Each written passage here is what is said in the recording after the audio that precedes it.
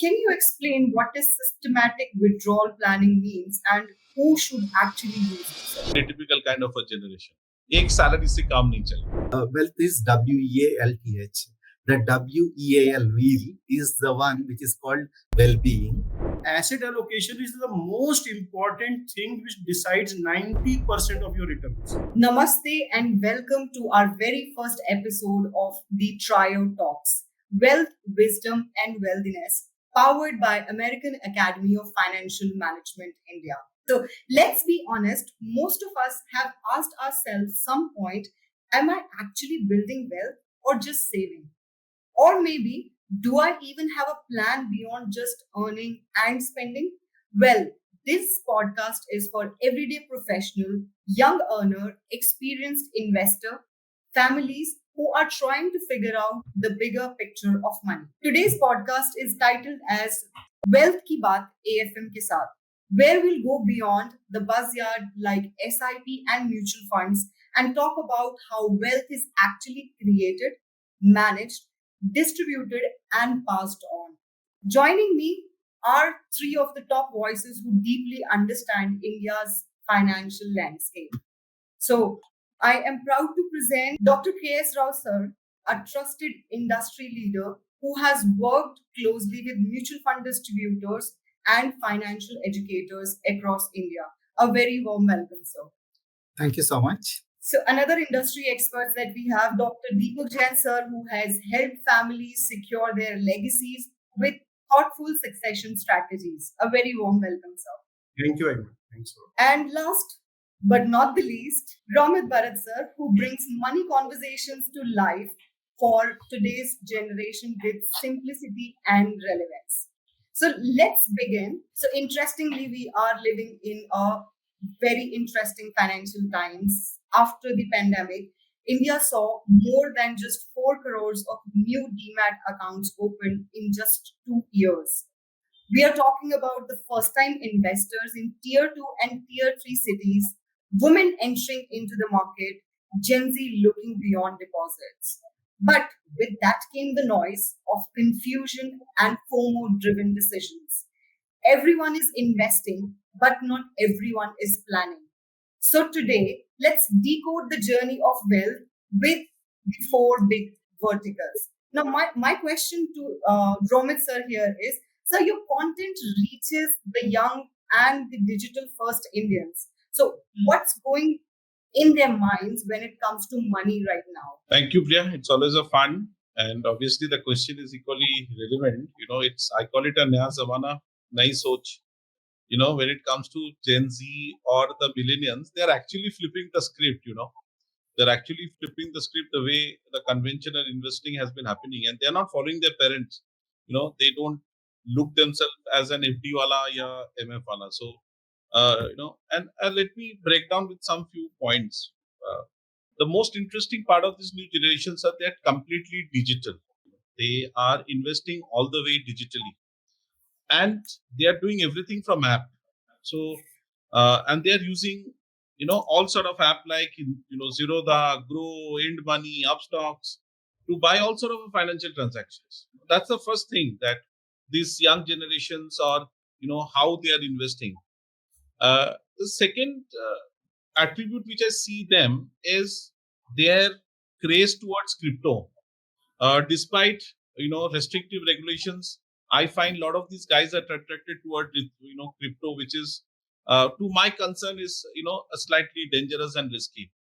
The second thing which I see, Priya, is financial literacy through YouTube and Instagram. That is something which never thought of. Huh? That's the new generation. Today, every new generations, I don't know how much time they spend on doing, constructive stuff, but they, you see all of these, and a lot of times I've seen them, they get this real wali gyan. I call them the real wali gyan. And I call it a memes plus money, because for them, finance is no more boring. So, and this generation is a very, very different generations. It's absolutely a generations. They are more risk taking. They are more aware. They are digital first. They are value driven. They want freedom. They want flexibility. They want fast returns.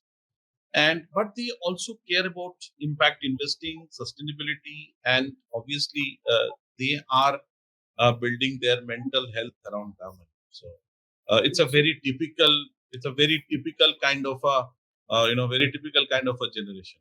एक salary से काम नहीं चले, and they are very Romit, much. Romit, let me ask you a question here. Are they Uh, disciplined and organized in their finances? See, I'll tell you what, Deepak. I have a son who fits into. I have a daughter. Discipline. When you word use the word discipline, na, they think that it is a word from a principal of a school. For them, discipline is boring. You know, discipline matlab boring, and they don't want something which is boring. So but yes, they are disciplined from a different angle.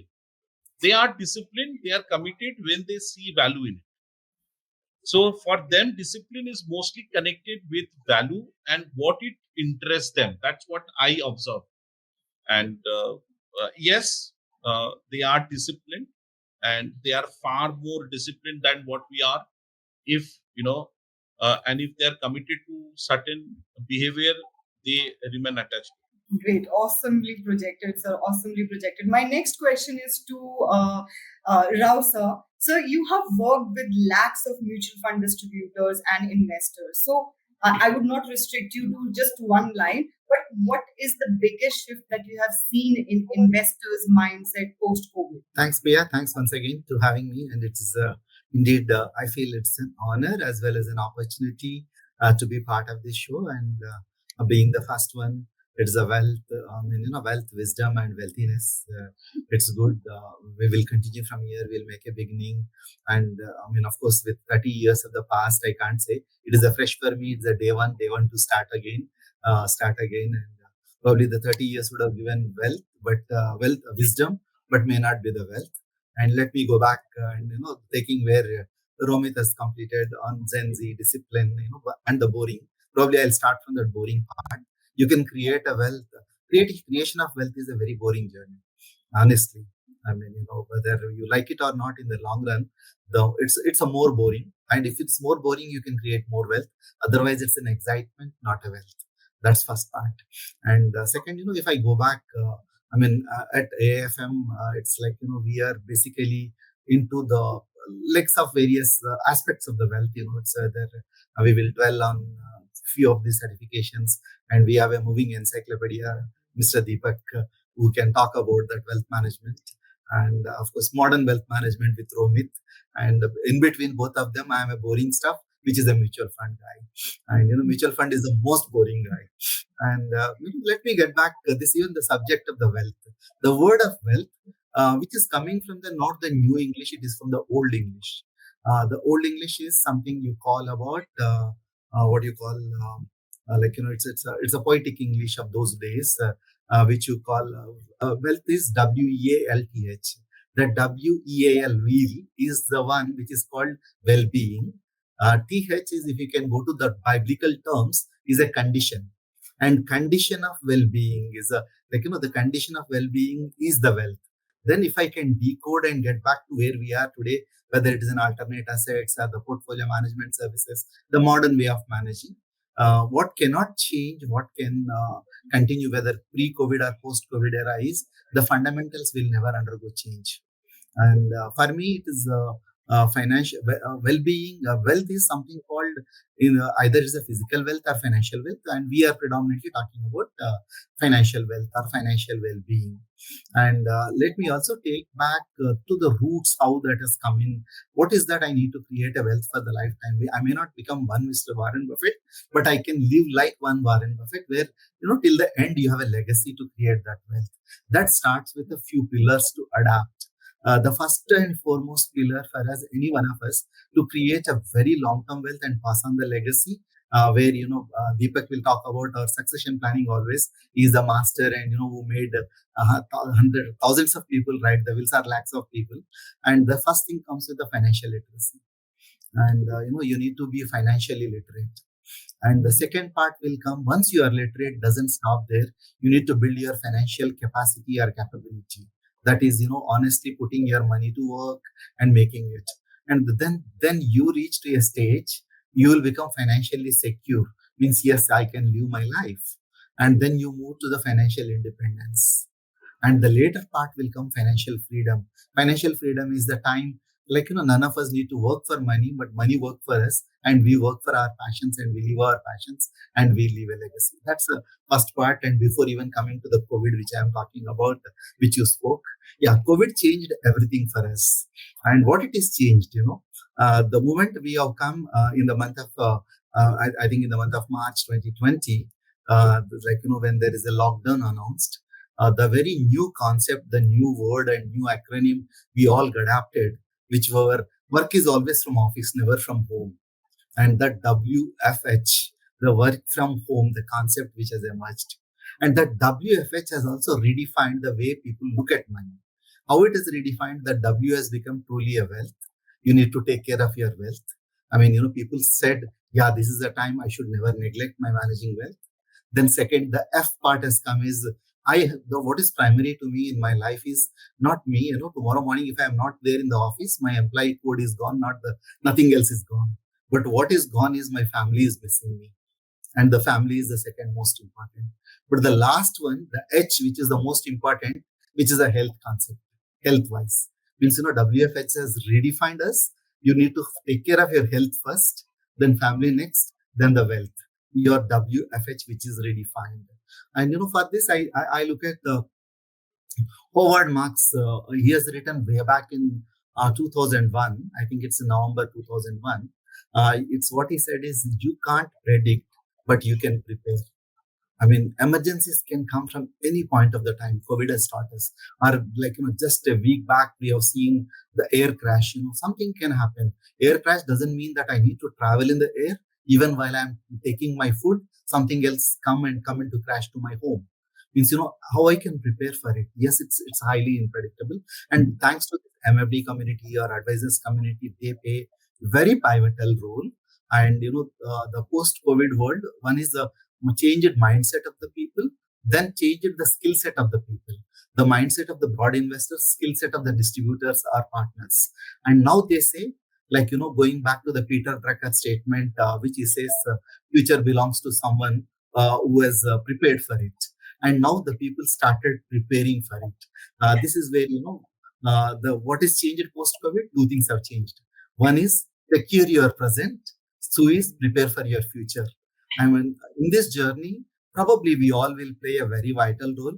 I'm sure the podcast series, when we start and we continue to do, and it's our honest attempt to make people understand finances not extrinsically, but with the inclusivity, and go deeper into it and create that wealth which can be a long lasting, that wealth which can create a legacy, and that wealth which can go for longer. It's I think first mutual fund in India, it has taken one word from Upanishads, that is, Unit Trust of India, which is started in 1964, which is the Parliament Act of 1963.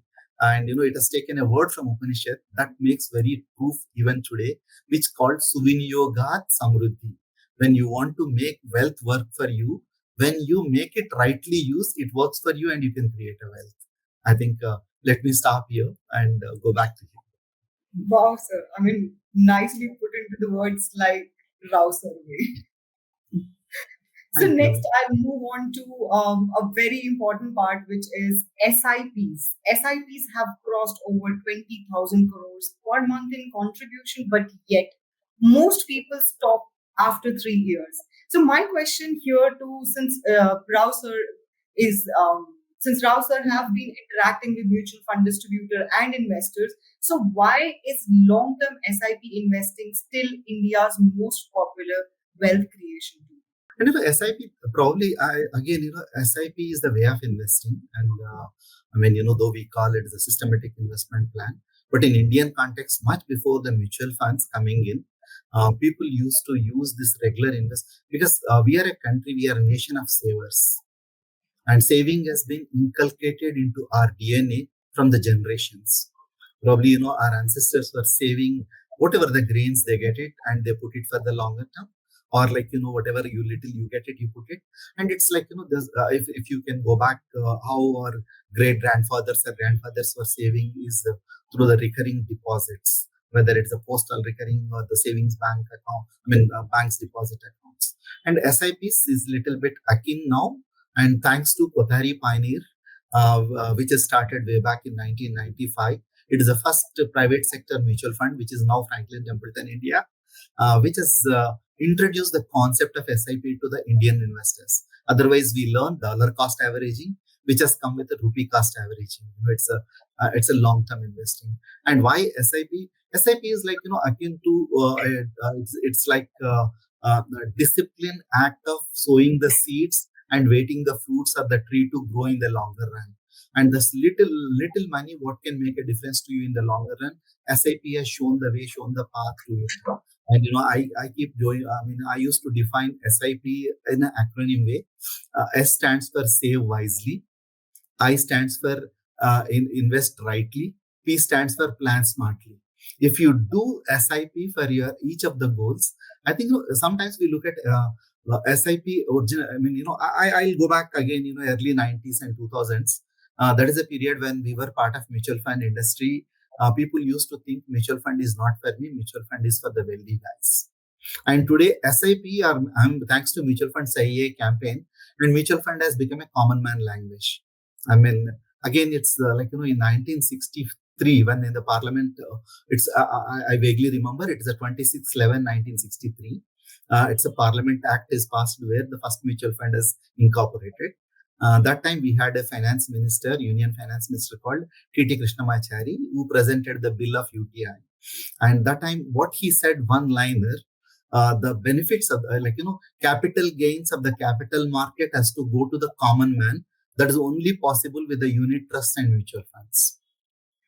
And that SIP now was created truly. Today we are 27,000 crores month on month. The SIP book which is coming in, like the mutual fund sahi hai, but SIP zaruri hai, or SIP bilkul sahi hai. I love this campaign which is recently launched by one of the fund houses post our Pahalgam attack. SIP hai Sipahi. It is a truly Sipahi which is protecting you for many vulnerable things. What SIP is giving to me, what it is protecting? One, it is protecting variability of the markets, vulnerability of the markets. Market may go up and down. I get my rupee cost averaging. When market is down, I get more the units. When market is up, I get my my emotions will not obstruct. Then I keep investing. Then the second best part which is coming is power of compounding. I have seen investors who have invested a very small amount of 10 to 15,000. Today they have a statement of account shows 2.5-3 crores of money, and which is a sizable money for anyone. And third one, it is giving you financial discipline. And fourth one, you are automating savings because we are very emotional. When we are very emotional, we can take. And today we are unfortunately technology playing two sides of the coin. One, it is a convenient and it is a highly inconvenient.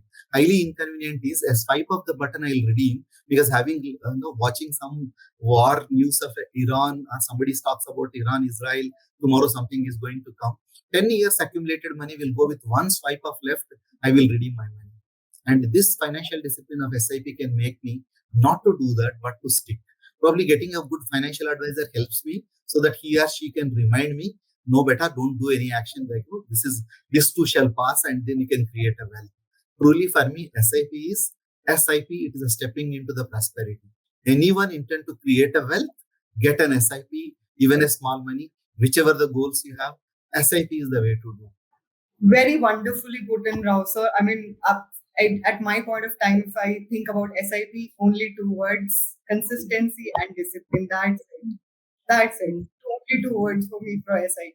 I'm really inquisitive to ask you this question. So I want you to connect this piece of part with a story, maybe from a mutual fund distributor or an investor, where disciplined SIP truly transformed someone's future. A live example. Thanks, Priya, for this question. There are plenty of examples.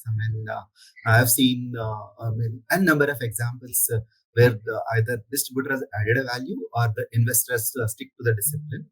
I will quote one.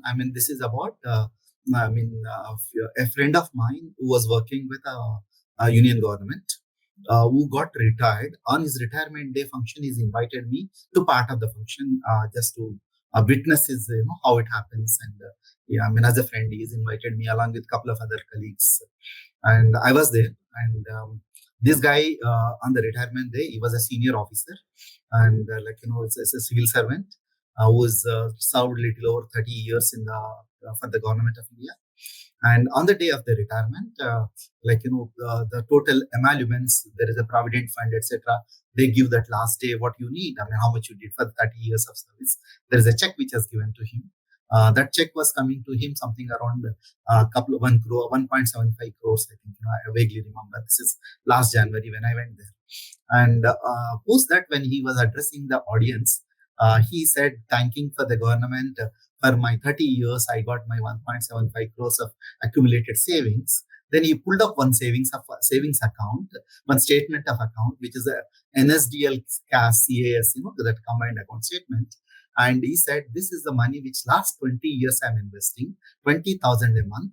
And who is the partner, who is my partner in wealth creation, is one of my advisors. He was a distributor in that hall who is sitting in the auditorium. And he is a friend of mine who made me to invest for the last 20 years.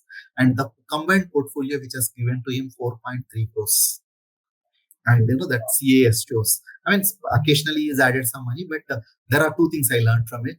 One, you need to have a distributor for that discipline. Second, you need to start investing even with. He told me that he started with a 3,000 or 4,000 rupees SIP, and eventually is converted to 20,000 SIPs, and it has gone. Means occasionally he's putting money, and that portfolio of discipline of saving and investing, which is much higher than what you save for your provident fund. I mean, while you are saving for the provident fund, which is definitely needed, but equal or double the amount, start saving every month.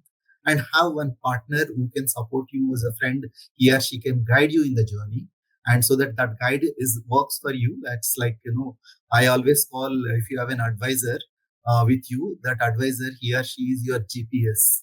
I mean, she will help you to accomplish and reach your goal rightly. And that is a 4.3 crores, which is a little more 2.5x of what your hard work for 30 years. I mean, this is one case. On the day I felt it was literally tears in my eyes. And this is what I thought, why should not we teach everyone the day one they join into an employment? And this is where I was, I had one module workshop which I was running in my previous organization. It's Aditya Birla Sun Life Asset Management. It's a module workshop called My First Paycheck. And literally on the first paycheck, you start investing. On your last paycheck, you don't need to work for someone. You can go home and relax and go on a vacation with the family and enjoy your life. Wow. Truly heart-touching example that you have given, sir. So I would not stop here talking about SIP. Now, my next question is to Romit, sir. And this is again about Gen Z's, Romit, sir. So how would you repackage SIPs for someone in their 20s and who finds it discipline as boring? So we have mentioned the word boring previously. So same words again. I think the moment you use the word discipline now, it like some school's principal is talking to them, but again, SIP is a great concept, right? And when you talk about Gen Z or a millennials, you'll have to make SIPs, looks, sound cool, aspirational, and shareable. So I think if you see currently, I was watching what my son watches every day, and he sees a lot of this crap, and he truly represents the new generations. For them, everything is a wealth. Everything around investing or everything in life is a game. You have got PUBG, and you've got a lot of nonsense games that they see around. I don't know how can a people sit on a computer screen and see people firing, and they are playing, and you are saying so somewhere I think for them SIP can be converted into a game, something like level up your money game. That can sounds very cool to a Gen Z. Or start your dream stack at low as 1,000 rupees, something like that. Or let's say, and because I tell you why, this is a very interesting development. I was talking about SIP yesterday when we were planning to have this. And my son came and tell me, sir, Papa, don't you think SIP is lacking of, it's like watching a Friends episode daily, and suddenly you don't notice you have covered 10 season. Exactly. See the kind of analogy they bring, and uh, they love they love investing, but they don't love investing the way we want them to invest. You know, for them, you have to connect SIP with their real world, which has a relationship with the real world, because ultimately most of the time they stay within the real world. So I think for a Gen Z, SIP can be more packaged, travel goal SIP, home buys SIP, or maybe uh, Netflix recharge SIP, something like, because they understand that when you subscribe for Netflix, it's a recurring expenses for them. So can we convert SIP into something like, registration to your future life, or maybe something like that, so that you don't forget. They can forget to have their staple food, yeah, but they don't forget to recharge their Netflix subscriptions every month. But they are so committed, so they are disciplined. They're disciplined in the action what they do. So I think there's a lot of things we can do on the SIP side for this new Gen Z. And I think, in fact, Dr. Rao can also add a lot of values to it. Although he looks old, but he's not at all old. He works more.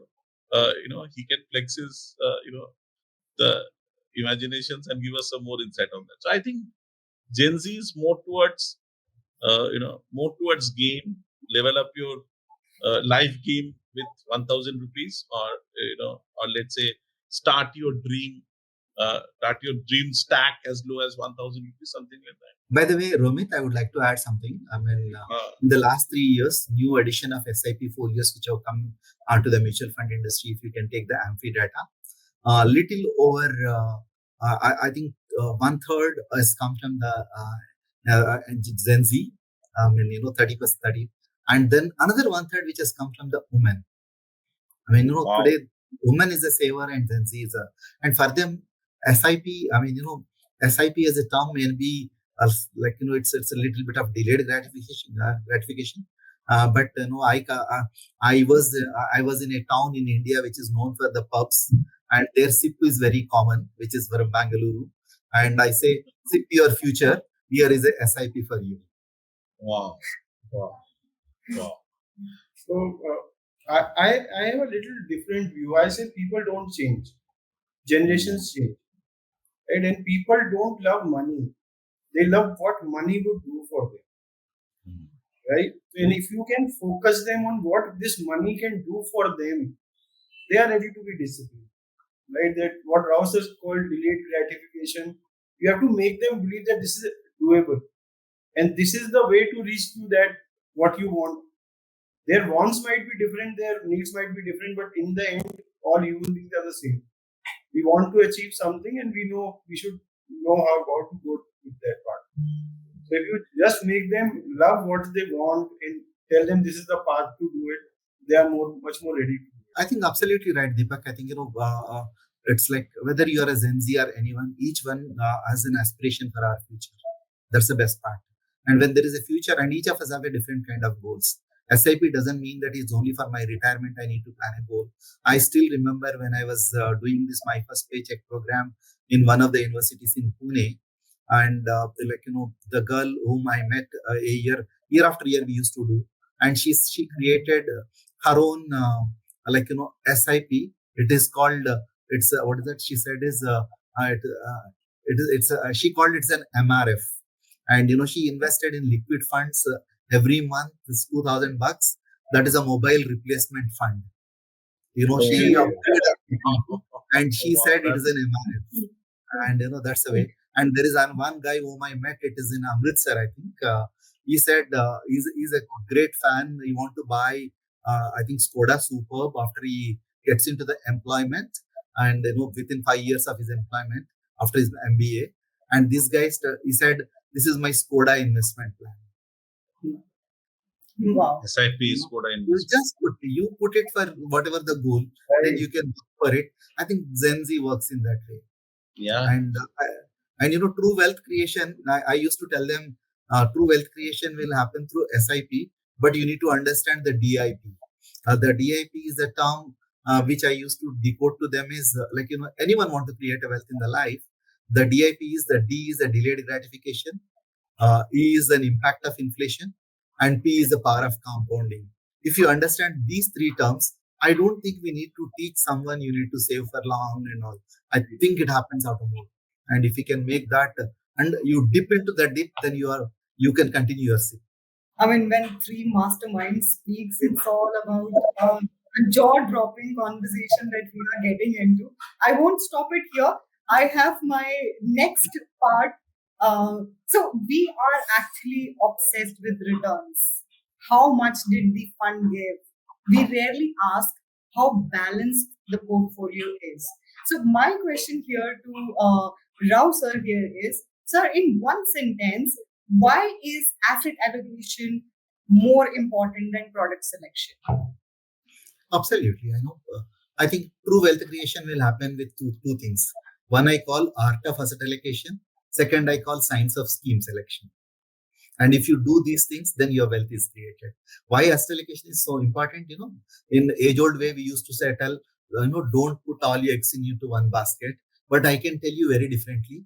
Asset allocation is art of not putting all your eggs in one basket, but wisely you are ensuring betting on which chicken to hay first, so that you can make money for it.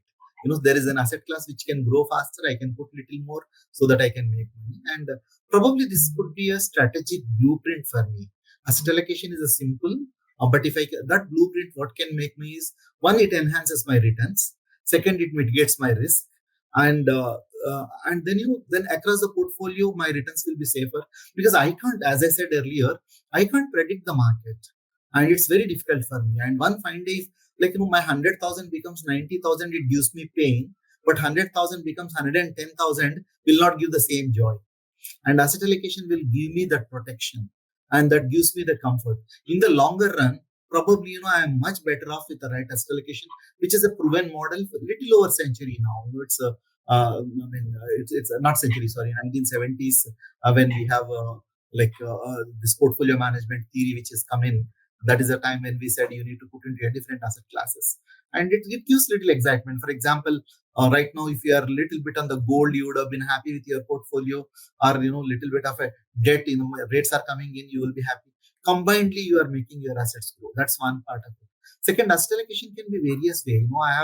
I have my retirement planning asset is differently, and you have a child education asset can be very differently. You can plan probably.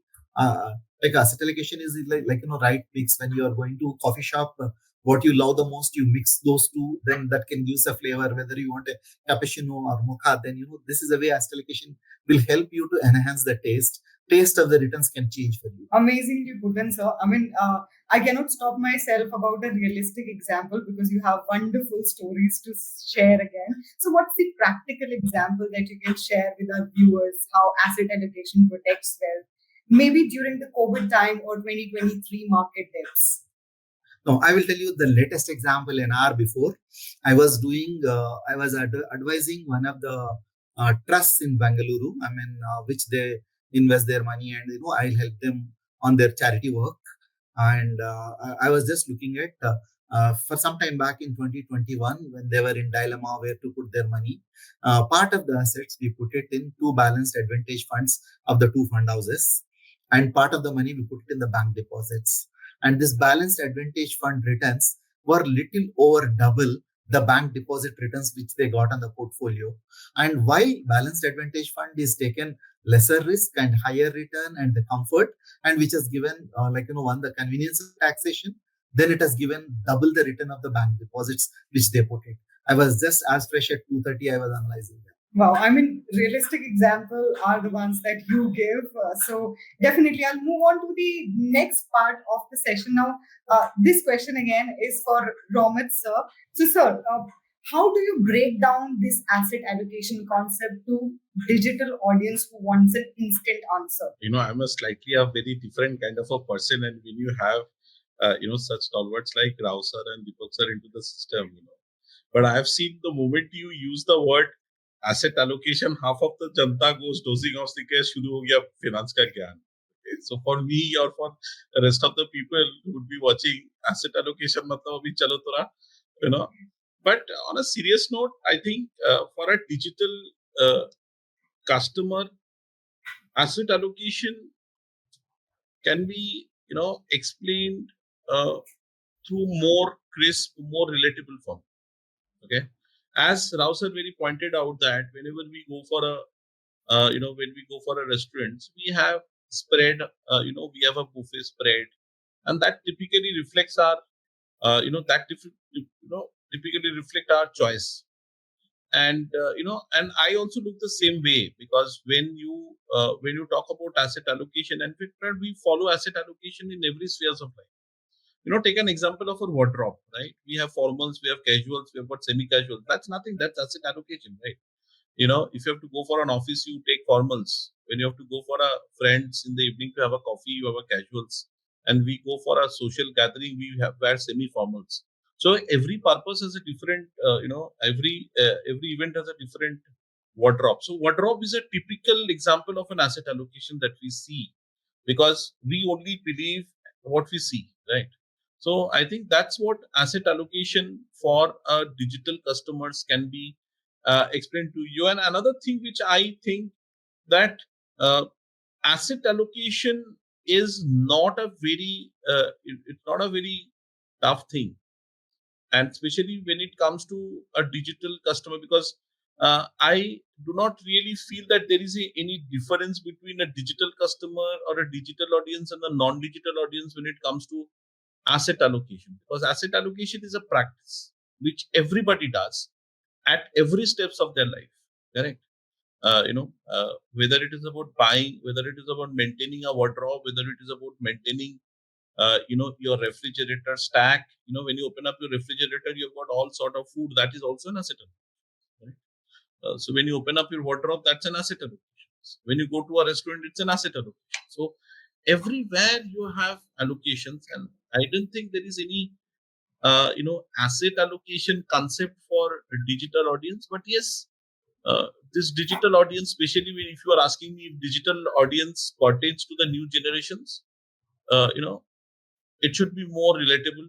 So as Rao sir very rightly pointed out, don't put all your eggs in one basket is a very, very relatable word for digital audience, because they understand it. And as he also rightly said, that asset allocation is like a GPS. It tells you where to go and how fast to go. So I think all these makes up, I think the bottom line is balance plus safety plus smart growth is equals to. I mean, Gen Z audience is nowadays entire digital. So your point of connecting a real life scenario to the Gen Z perspective is totally awesome. Now I've been missing Deepak sir on the stage, so my next question will be definitely. Would your expenses post retirement go up, remain same, or go down? Spending wealth for me is a very, very difficult topic. It makes me feel guilty. The moment I heard the word spending wealth, I came across my mother's thing. तू नालायक है, तू अपना बाप का पैसा. Whatever wealth we create, while the legacy, everything we speak, it is a wealth is to create a joy for you. It is not sacrifice your joy.